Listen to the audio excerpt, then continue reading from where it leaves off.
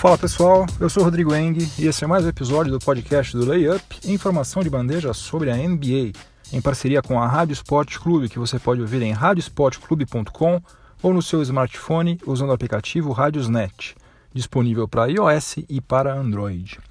Este é o episódio número 76 do podcast do Layup e vamos agora para o nosso tradicional resumão. No primeiro período eu vou falar sobre a série entre o Houston Rockets e o Utah Jazz. Ainda não dá pra gente usar aquela frase manjadíssima lá e meio infame, Houston, we have a problem, mas temos que convir que a série está mais complicadinha pro Rockets do que a gente imaginou que ela seria, né? Eu, por exemplo, tinha dado como favas contadas Warriors e Houston Rockets na final do Oeste e hoje em dia já não tenho tanta certeza se isso de fato vai acontecer. No segundo período eu vou falar sobre o Miami Heat, e mais precisamente sobre o Hassan Whiteside, porque ele aparentemente está em rota de colisão com o técnico Erik Spoelstra. O técnico Erik Spoelstra, por sua vez, recebeu todo o apoio por parte do Pat Riley, né, que é o presidente do Heat, e está uma situação meio esquisita lá na franquia da Flórida. Eu vou falar sobre isso no segundo período. No intervalo, no nosso quadro Máquina do Tempo, nós vamos viajar até o dia 1º de maio de 1988, quando Michael Jordan realizou algo inédito na história da NBA durante a série disputada entre o Chicago Bulls e o Cleveland Cavaliers. No terceiro período, eu vou falar sobre o Golden State Warriors, porque não olhe agora, mas o mesmo time que ganhou 2 dos últimos 3 campeonatos está outra vez sobrando nos playoffs.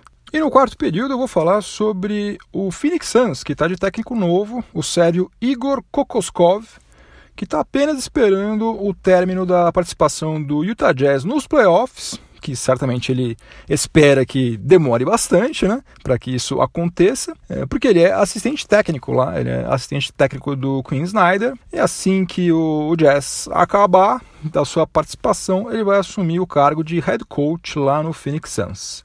Então, chega de delongas, vamos ao que interessa, o podcast do Layup está no ar.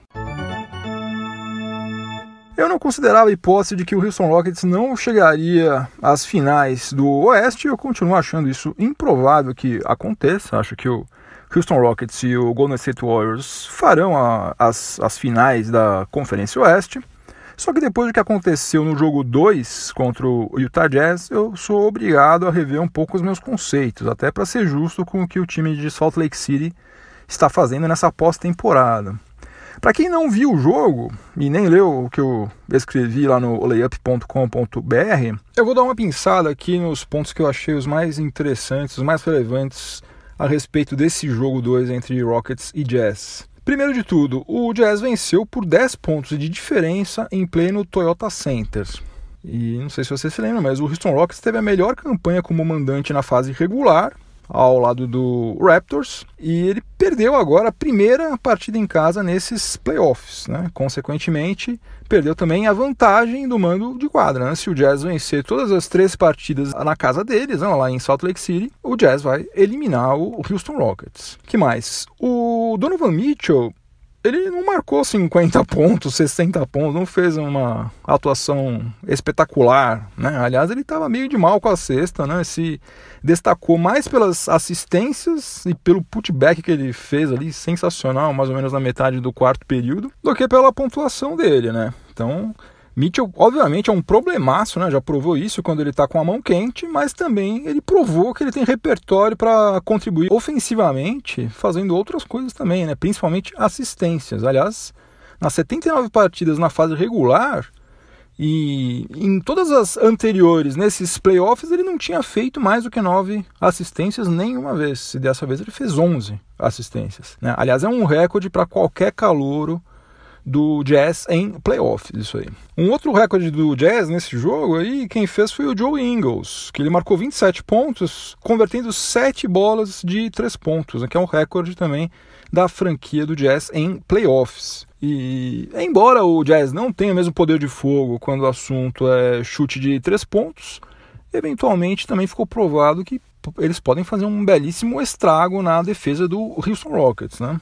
Um outro ponto importante aqui é que a defesa do Jazz fez com que o Houston Rockets tivesse só 40% de aproveitamento nos arremessos de quadra e míseros 27% nos arremessos de fora do perímetro, né? Ao contrário do que aconteceu no jogo 1, o Houston Rockets teve sérios problemas para enfrentar a defesa do Jazz, né, que não sei se vocês se lembram também, foi a melhor em defensive rating e uma das que menos sofreu arremessos de 3 pontos na fase regular, né? Aconteceu isso agora nesse jogo 2 e nada impede que eventualmente aconteça de novo nessa série.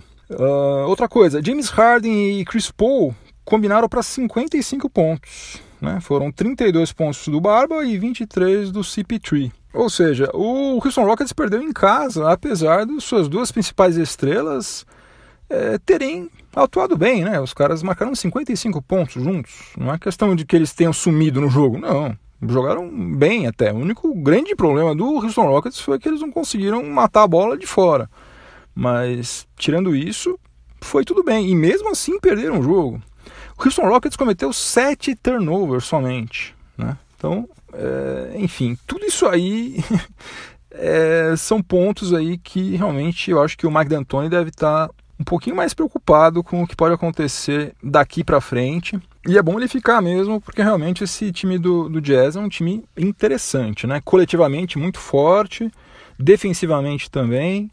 E agora está se mostrando um elenco bastante versátil, né? Nesse jogo 2 aí, 6 jogadores pontuarem dígitos duplos. Tem bastante repertório, bastante saídas aí, vai ser interessante. Resumindo, eu acho que vai dar Rockets, só que agora tá com cara de que vai ser com emoção. Antes eu estava achando que ia ser um passeio texano, e agora não, né? Agora tá mais com cara de um 4-2 ou 4-3 do que qualquer outra coisa. E ainda se o Rockets bobear muito, eventualmente pode cair fora até, né? No segundo período do podcast do Layup, em parceria com a Rádio Sport Clube, eu vou falar sobre o Miami Heat, que, como vocês sabem, foi eliminado na primeira rodada dos playoffs pelo Philadelphia 76ers por 4-1, e o jogador mais bem pago permaneceu em média só 15 minutos por partida. O técnico Erik Spoelstra preferiu deixar o Hassan Whiteside, que ainda tem a receber mais de 55 milhões de dólares nas 2 próximas temporadas, apenas 15 minutos em quadra. Por incrível que pareça, né, um cara que ganha um salário tão gordo que nem esse aí, ele se mostrou praticamente dispensável no momento mais importante do campeonato, né? São os playoffs, né? A hora que quando você perde o jogo, você vai embora para casa. E nessa hora, crucial aí, o Spoelstra preferiu deixar ele a maior parte do tempo sentado no banco assistindo o jogo. O Pat Riley, né, que é o presidente do Miami Heat, declarou que ele também teria usado pouco o Hassan Whiteside diante do que o pivô estava apresentando dentro de quadra. Eu não fui puxar todas as estatísticas aqui de todos os jogos, né, dos 5 jogos, senão esse podcast aqui ia virar uma salada de números e tal, todo mundo ia ficar meio perdido. Mas eu peguei aqui o jogo 5, o jogo que determinou a eliminação do Heat. Nesse jogo, ele teve plus-minus de menos 14 em apenas 10 minutos de quadra. E foi um ponto vulnerável na defesa do Heat, além de não ter convertido nenhum dos 4 arremessos de quadra que ele tentou. Bom, e depois disso aconteceu o quê? Aconteceu o seguinte, teve o jogo entre o Toronto Raptors e o Cleveland Cavaliers, né? O jogo 1 entre eles, válido pela semifinal do leste. E daí o jornalista Ira Winderman, um cara que cobre lá o Heat pro Sun Sentinel, publicou um comentário no Twitter dizendo que a performance do Jonas Valanciunas deveria ser mostrada para o Hassan Whiteside, para o Hassan aprender a pontuar e a fazer a diferença. Foi mais ou menos isso que ele falou, né? E como é que foi essa performance do Valanciunas? Ele marcou 21 pontos e pegou 21 rebotes. E ele fez isso aí brigando lá, né? Pulando que nem um maluco. Muitas vezes ele pegou o próprio rebote, né? Porque ele errou um monte de arremesso, né? Desperdiçou arremesso atrás de arremesso. Poderia ter marcado muito mais do que 21 pontos.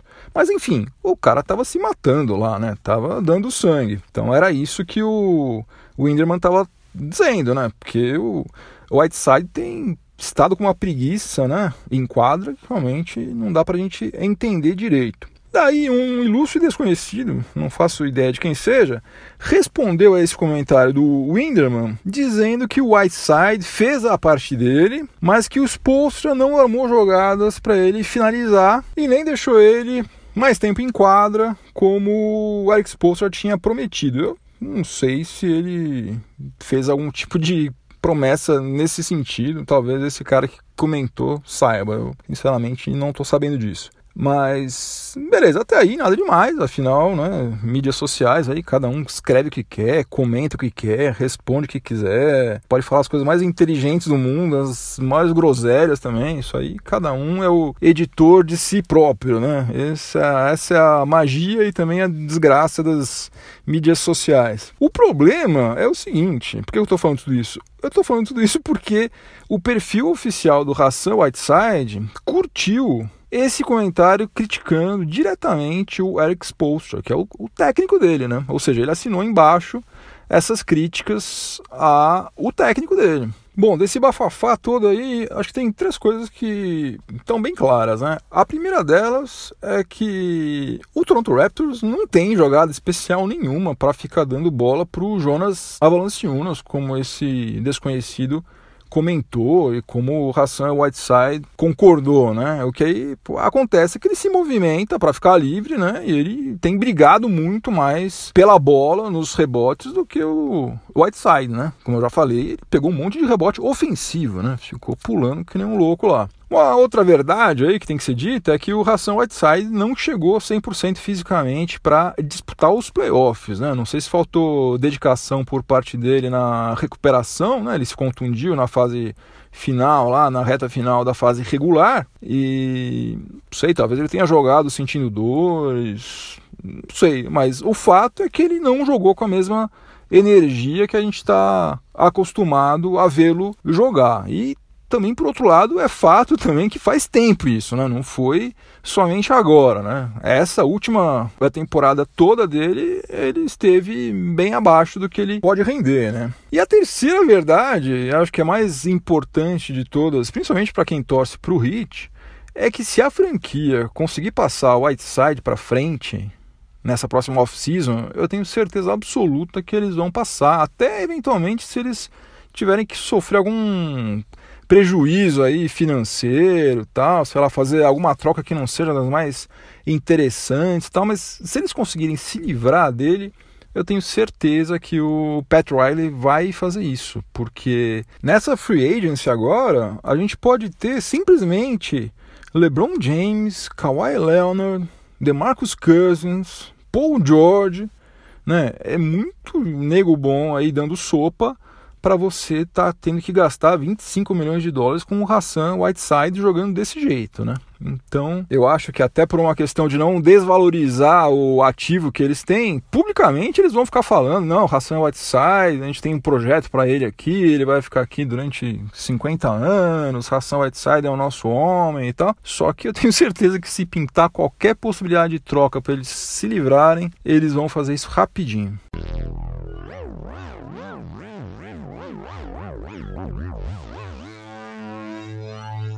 Chegamos ao intervalo do podcast do Layup em parceria com a Rádio Sport Clube. No intervalo, como vocês sabem, a gente dá um rolê na nossa máquina do tempo. Vamos visitar alguma data importante na história da NBA. E hoje a gente vai usar a nossa máquina do tempo para voltar até o dia 1º de maio de 1988. Aliás, um momento nostalgia aqui. Esse ano de 88 foi muito legal. Fui dar uma pesquisada, dar uma relembrada no que estava rolando no mundo em 1988.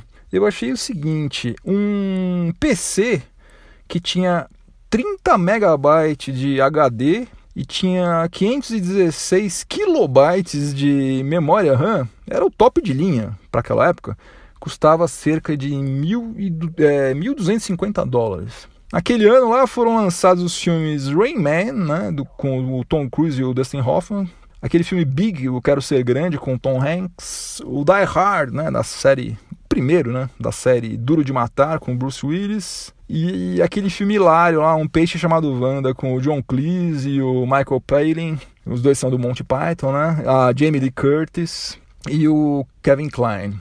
Na música, o U2 estava bombando e o Guns N' Roses estava começando a se tornar um sucesso mundial, né, com aquela I Used to Love Her. Mas enfim, o mais legal de tudo, né, disparado, é que em 88 eu tinha só 16 anos. Essa era a parte mais legal de todas. Mas vamos concentrar o nosso momento nostalgia aqui no mundo da NBA e falar sobre o que aconteceu naquele dia 1º de maio de 1988. O Chicago Bulls recebeu o Cleveland Cavaliers no jogo 2, válido pela primeira rodada dos playoffs. O Bulls já tinha vencido o jogo 1 e venceu também o jogo 2. E nesse jogo 2, que foi no dia 1º de maio, o Michael Jordan marcou 55 pontos. Como ele já tinha marcado 50 pontos na partida anterior, o Michael Jordan se tornou o primeiro e único jogador até hoje a marcar pelo menos 50 pontos em 2 partidas consecutivas da pós-temporada. Depois disso, 8 caras, além do Jordan, marcaram pelo menos 50 pontos em playoffs, mas nenhum deles fez isso de forma consecutiva. Foram eles o Charles Barkley, o Karl Malone, o Allen Iverson fez isso 3 vezes, o Vince Carter, Kobe Bryant, Dirk Nowitzki, Ray Allen, Russell Westbrook e o Isaiah Thomas. Ao todo, o Michael Jordan tem 8 partidas no seu currículo com pelo menos 50 pontos marcados em playoffs, e o único a fazer isso de maneira consecutiva no dia 1º de maio de 1988.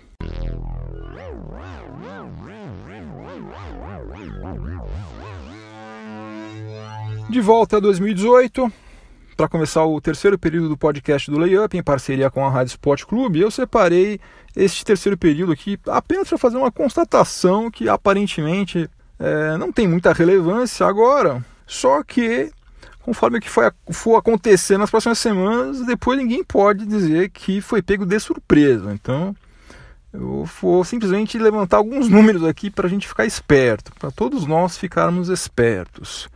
Olha só, dentre dos 8 times que ainda estão disputando os playoffs, o Golden State Warriors é o que tem o maior percentual de vitórias, é o time que tem a maior média de assistências por partida, é o time que tem a maior média de rebotes defensivos, tem o maior saldo de pontos e tem a melhor proporção entre assistências e turnovers, ou seja, bastante assistências e poucos turnovers. E lembrando que o Stephen Curry só jogou uma dessas 7 partidas que o Golden State Warriors fez, né? Atuou somente nesse jogo 2 contra o New Orleans Pelicans. Agora, o que talvez seja mais importante de tudo é o seguinte: hoje o Golden State Warriors é o único time que é simultaneamente top 3, ou seja, está entre os 3 melhores em defensive rating e, ao mesmo tempo, em offensive rating. Ou seja, o fato do Golden State Warriors ter feito a sua pior campanha na fase regular, desde quando o Steve Kerr assumiu o comando lá em 2014, não está interferindo em absolutamente nada agora nos playoffs, né? Pelo contrário, não sei acho que eles entraram mais leves, com menos pressão.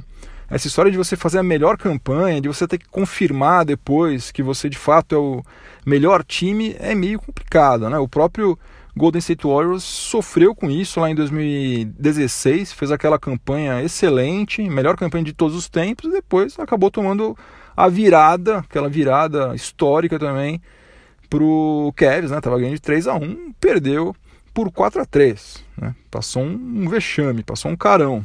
Confiança é sempre bom, mas desde que venha na dose correta, né? Quando ela é demais, daí começa a atrapalhar.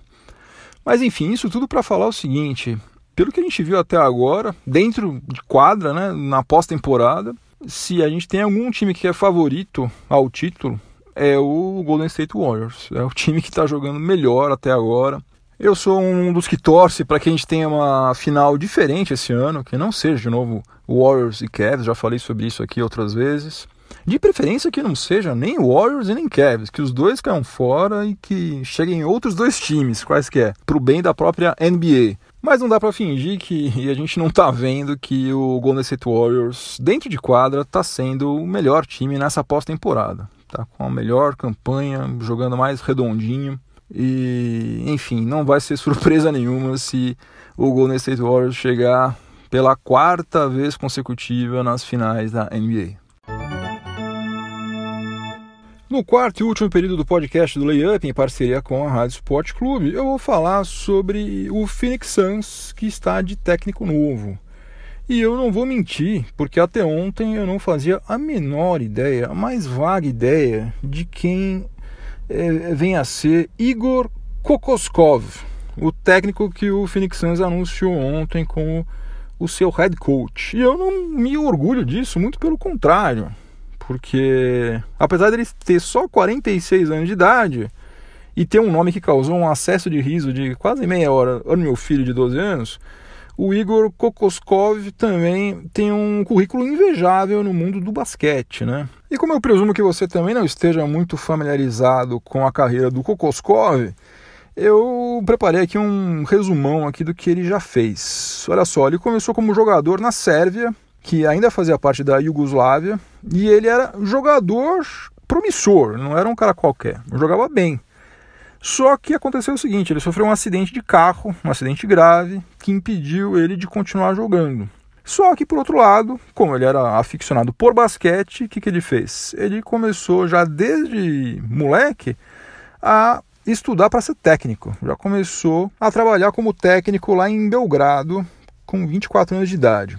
Aí, em 1999, ele foi contratado pela Universidade do Missouri para ser assistente técnico. E com isso ele se tornou o primeiro europeu a fazer parte do staff de treinadores de um time da NCAA. Depois, em 2000, ele começou a trabalhar como assistente técnico na NBA. Ou seja, apesar de a maioria das pessoas nunca ter ouvido falar nele antes, ele tem uma experiência na liga incrível, né? Porque nós estamos em 2018, desde 2000 ele está lá. Olha só por quais franquias que ele já passou como assistente técnico. Ele já atuou no Clippers, no Pistons, naquele Pistons que foi campeão em 2004, no próprio Phoenix Suns, no Cavaliers, no Magic e no Jazz, onde ele está agora ainda. Ele vai ficar lá até o Utah Jazz terminar a participação nos playoffs de 2018. Assim que acabar, ele vai assumir o seu cargo lá de head coach no Phoenix Suns. E aí, além desse currículo invejável lá na NBA, o Kokoskov também tem muita experiência no basquete internacional, o que pode ser bem conveniente para o Phoenix Suns. Isso porque ele foi técnico da seleção da Geórgia durante 7 anos, e ele foi campeão da Euroliga em 2017, comandando a seleção da Eslovênia. E por que isso aí pode ser particularmente interessante para o Suns? Porque o esloveno Luka Doncic é um dos nomes mais badalados do draft de 2018 e fez parte da seleção que foi comandada pelo Kokoskov, que foi campeão lá da Euroliga no ano passado. E como o Phoenix Suns fez a pior campanha na temporada 2017-2018, tem chances consideráveis de ficar com uma das primeiras escolhas no próximo draft e, consequentemente, pode eventualmente selecionar o Luka Doncic. Agora, mesmo que a passagem do Kokoskov pelo Suns seja um fiasco, ele já escreveu seu nome na história da NBA por um motivo. Ele é o primeiro estrangeiro, nascido e criado fora dos Estados Unidos, que se tornou head coach na NBA. Fim de jogo, acabou mais um episódio do podcast do Layup, mas antes de eu ir embora eu vou deixar a minha trilha sonora para o final de semana, que dessa vez vai ser uma música instrumental e que não é rock, não é hard rock, não é heavy metal, não é punk, nada, é uma coisa mais calminha, uma música instrumental que se chama Mediterranean Sundance, do Aldi Meola. Essa música é a terceira faixa do álbum Elegant Gypsy, que foi lançado em 1977. Ele toca junto com o Paco de Lucia, falecido já. É uma música que tem uma pegada flamenca, um pouquinho de jazz. E se você gostar, depois procura também essa mesma música, Mediterranean Sundance, na versão ao vivo, que foi gravada no álbum Friday Night in San Francisco, que foi lançado em 1981, com o Aldi Meola, com o Paco de Lucia e também com o John McLaughlin tocando junto com eles. Sensacional, maravilhoso. Então, se você estiver ouvindo em alguma plataforma de podcast, aproveite para avaliar positivamente o podcast do Layup, me dá uma força, assine também, para você não perder nenhum episódio, conte para os amigos, para o porteiro do prédio, para o motorista do ônibus, para todo mundo. E se você estiver ouvindo na Rádio Sport Clube, continue sintonizado por aí que vem mais informação esportiva de qualidade na sequência. Bons playoffs para todo mundo, juízo, bom fim de semana, voltem inteiros e inteiras para casa. Semana que vem tem mais. Abração, tchau, tchau.